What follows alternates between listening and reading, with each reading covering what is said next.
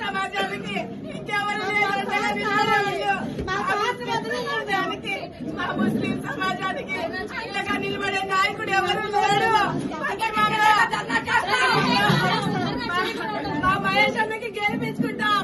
మా ముస్లిం సమాజానికి మా ముస్లింలే అండగా నిలబడలేదు. పోతున్న మహేష్ గారు అండగా నిలబడ్డారు. ఆయనకి టికెట్ ఇవ్వాలి, లేదా నేను ప్రాణం చేస్తా. మా మహేష్ అన్నకి టికెట్ ఇవ్వాలి. మేము రాత్రి అంతా తిరగలేదు, కూడలేదు. మాకు కేటాయించాలని, పశ్చిమ సీటు మనకి కేటాయించాలని పవన్ కళ్యాణ్ గారికి విజ్ఞప్తి చేస్తున్నాం. ఖచ్చితంగా కేటాయించాలి.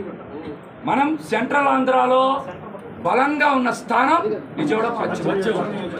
సెంట్రల్ ఆంధ్రాలో బలంగా ఉన్న స్థానం పశ్చిమ నియోజకవర్గం ఉంది.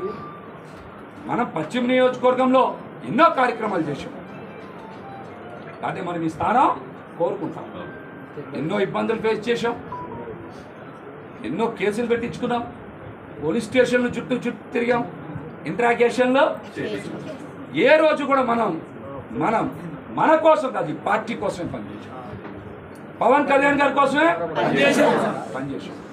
మనకి పీక తెగిపోద్దని తెలిసిన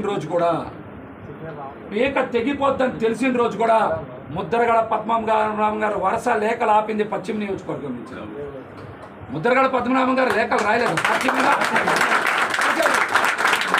లేఖలు రాసినప్పుడు మనం ఆ రోజున ఏం చేశాం? నిలబడ్డాం కదా, పార్టీ దగ్గర నిలబడ్డాం. మనం ఈ రోజున పవన్ కళ్యాణ్ గారి సిద్ధాంతాలు, పవన్ కళ్యాణ్ గారి ఆశయాల కోసమే పనిచేశాం. కానీ పదవి దేనికంటే క్యాడర్ని బతికించడానికి, క్యాడర్ భవిష్యత్తుని కాపాడుకోవడానికి. విజయవాడ నగరంలో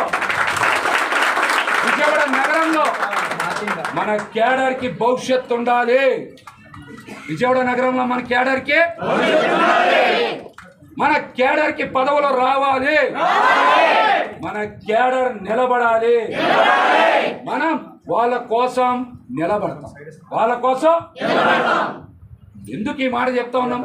ఎవరు లేకపోతే మనం ఎవరికి చెప్పుకోవాలి? ఎక్కడికి వెళ్ళాలి? ఎవరికి చెప్పుకోవాలి? ఎక్కడికి వెళ్ళాలి? ఇవాళ ఒక పోతిన్ మహేష్ నిలబడ్డాడు కాబట్టి పశ్చిమ నియోజకవర్గంలోన, విజయవాడలోన కాదు, పవన్ కళ్యాణ్ గారు సంపూర్ణ మద్దతు ఆశీస్సులు ఉండబట్టే విజయవాడ నగరంలో నిలబడ్డాం. 42 మందికి కార్పొరేటర్ సీట్లు ఇచ్చాం. ఆ రోజున 42 మందికి ఇచ్చాం.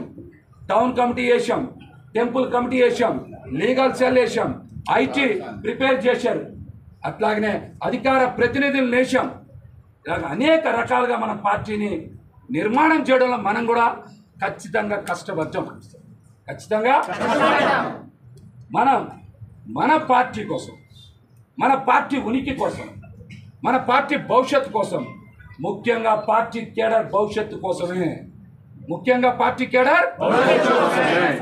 నేను మీకు ఎప్పుడు చెప్తా ఉన్నాను, నేను పదే చెప్పాను, నా కోసం నేను ఏ పని ఏ రోజు చేయలేదు. నా కోసం నేను ఏ పని చేసుకోవాలి.